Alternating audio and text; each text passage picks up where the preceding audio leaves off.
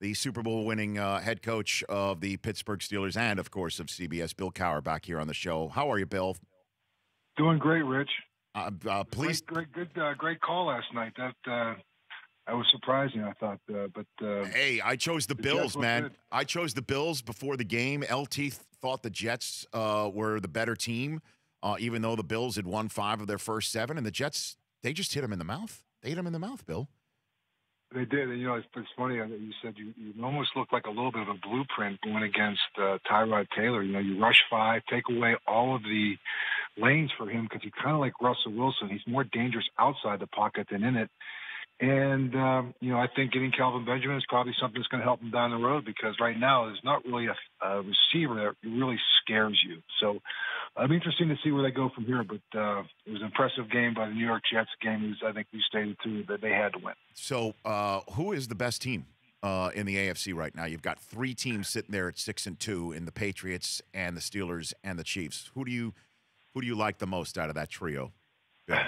Well, I think if you look at the most complete team right now, I think, when you look at the team that statistically they're not playing well offensively, is Pittsburgh. And I say Pittsburgh because I think right now I'm more impressed with what they're doing defensively. I think that Keith Butler has those guys flying around. They're going with a blitz package that can be it's intense. And, just from a pickup standpoint and the speed that they have right now, and they're healthy.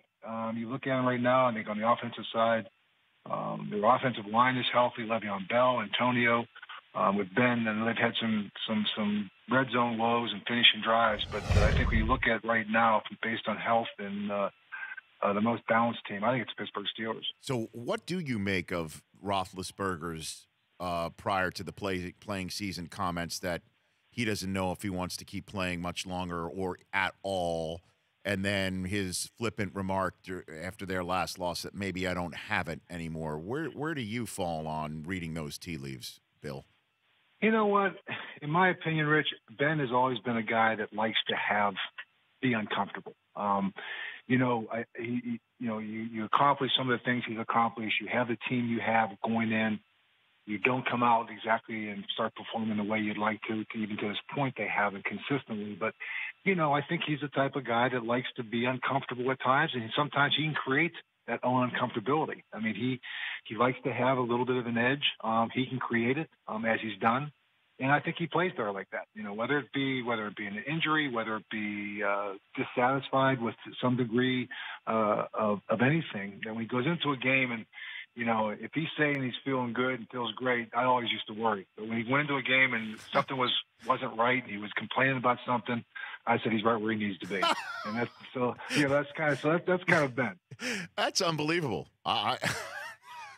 That a coach would like if he's like, "Hey, I'm feeling great," you're like, "Is it possible? Is it possible that you could feel differently?"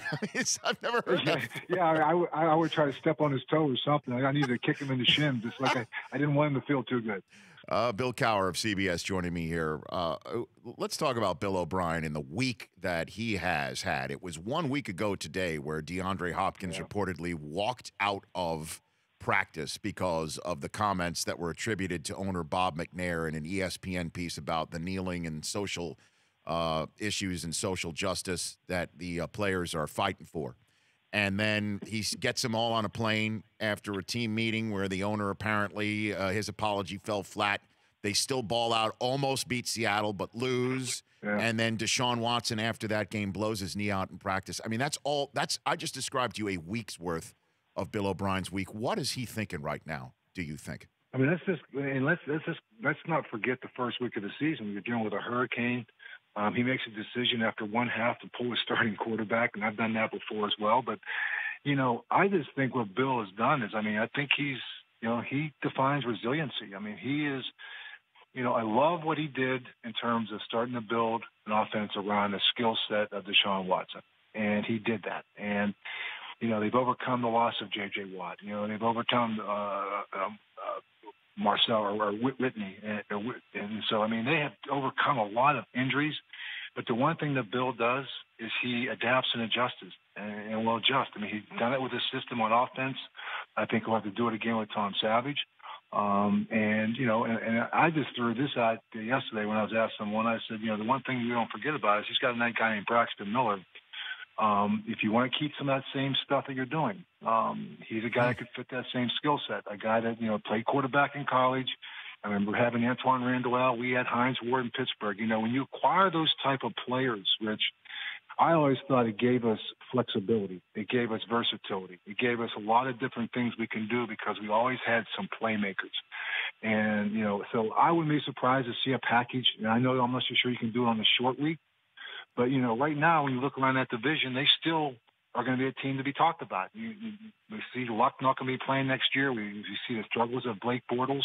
And Marcus Mariota is a team that they're going to have to be able to beat. And I think right now it became the clear favorite in that division. So outside of Jacksonville's playing phenomenal defense, obviously from what they did even to Houston in week 1. But I think if I'm Bill O'Brien, I'm saying, listen, this isn't about Tom Savage. It's about everybody else picking up their game. And I think he has to be resourceful and be creative. And I think when you look on that team, I think he's already proven that he can be that kind of creative and innovative guy. And now the Packers, Bill, are coming off of a bye week, taking on the Lions, and it's going to be Brett Hundley again. And when Aaron Rodgers went down and the media was asking Mike McCarthy about maybe picking up Colin Kaepernick or another quarterback, he really bristled. And he's like, the quarterback room is the way the quarterback room is. And he was adamant. Then we find out that the Packers were trying to beat the Patriots out on Brian Hoyer. So what do you think that means for what McCarthy thinks of his quarterback situation? Well, I mean, I think he needs experience. I think when you look at Hundley, you're talking about a young player has not played a lot of games. You're looking at a veteran team that he is leading. And so I don't know if you can ever have enough leadership and veteran leadership from that standpoint. And you look at Brian Hoyer, he probably knows the system. He understands the system. He's one of those quarterbacks, when you look at that, I think he's the perfect backup who can come in and probably be very serviceable in 1 or 2 or 3 game stretch. Very smart. He'll be great for the young quarterbacks in the room. Again, those guys are really invaluable, and I'm sure he's looking at his football team as he's got a good team. And unfortunately, Aaron Rodgers was a huge, huge part of that. So trying to fill that void, it's not going to be just one guy. It's going to take a number of guys, and maybe even changing some of his philosophy in terms of maybe run the ball a little bit more now with Hundley and play action and blocking things up. And again, I think for all coaches, when you lose these key guys and injuries, it's about your ability to adapt, create, be innovative, and adjust what you're doing because the games don't slow down, and the goals stay the same. So, yes, it's next man up, but a lot of that burden also goes on the coach to be a little bit more creative. Bill, always appreciate chatting with you and calling into the show. Look forward to having you down the line for the rest of the season. Thanks for calling in. Anytime, Rich.